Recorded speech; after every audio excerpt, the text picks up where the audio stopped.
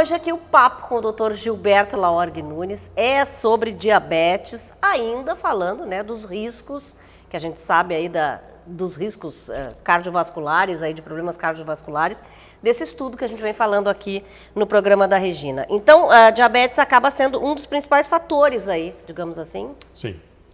Então, relembrando, são 5 fatores de risco modificáveis, né, isso é importante, que são os principais responsáveis pela ocorrência dos acidentes vasculares cerebrais e dos infartos. Tá? O último deles, já falamos sobre o excesso de peso, sobre a pressão arterial, sobre o colesterol, sobre o fumo, e agora o último é o diabetes. Tá?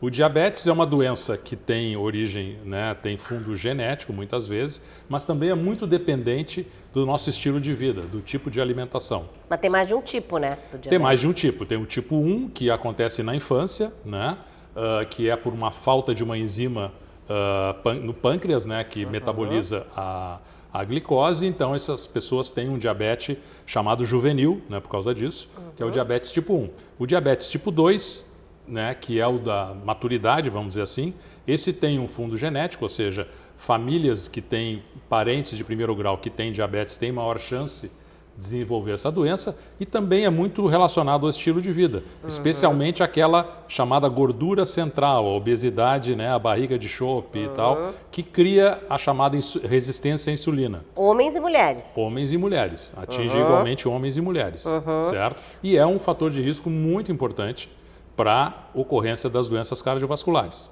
Tá. Mas pode ser tratado. Hoje em dia existe um número imenso de remédios para se tratar o diabetes, todos eles muito eficazes, que podem ser usados ou isoladamente ou em associação. Então hoje a gente tem muito mais ferramentas, né, para tratar o diabetes do que há muitos anos atrás, nos quais a gente tinha só 1 ou 2 remédios via oral e a base do tratamento era com insulina. Hoje, insulina a gente normalmente usa para casos mais resistentes, de mais difícil controle, porque na grande maioria das vezes a gente consegue controlar com medicamentos via oral ou eventualmente aquelas medicações injetáveis que se toma 2 vezes por mês, né? E que também ajudam no controle da glicemia. E como é que a gente sabe que a gente está com diabetes, na verdade? Existe um limite, é uma taxa? Como é que funciona isso? Existe uma taxa, a taxa de glicose no sangue, né?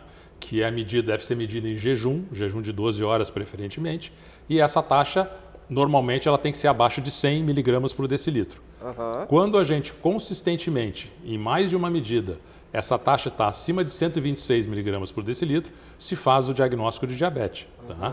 Existe também uma outra medição laboratorial, que é a chamada hemoglobina glicada, que dá uma ideia de como estão os teus níveis de glicose nos últimos 3 meses. Então, se essa hemoglobina glicada é acima de 7, 7,5, isso por si só já indica um diagnóstico de diabetes. E mesmo quando a pessoa passou pouquinho, digamos assim, da taxa, né? Foi lá, realmente está um pouquinho acima. Ela já começa um cuidado, é considerado diabetes ou é considerado que ela pode vir a ter?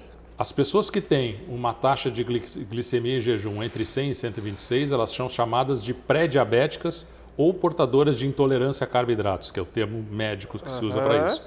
O que se sabe é que essas pessoas também têm um risco cardiovascular aumentado. Não tão alto quanto quem é diabético, né, tem o diabetes estabelecido, mas mais alto do que quem tem uma glicose de jejum menor do que 100. Então, essas pessoas também devem tomar medidas para controlar a glicose, para baixar a glicose, inicialmente dieta e atividade física, e se não responder, ou seja, se a gente não conseguir normalizar esses níveis, aí existe indicação também de se usar medicações para diabetes, muito embora essas pessoas sejam pré-diabéticas.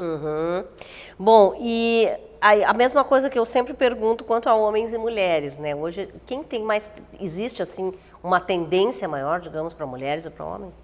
Não existe, porque é uma doença que, vamos dizer assim, ela independe do fator gênero para ser desenvolvida, né? Então, tanto homens como mulheres têm uma taxa mais ou menos semelhante de diabetes, né?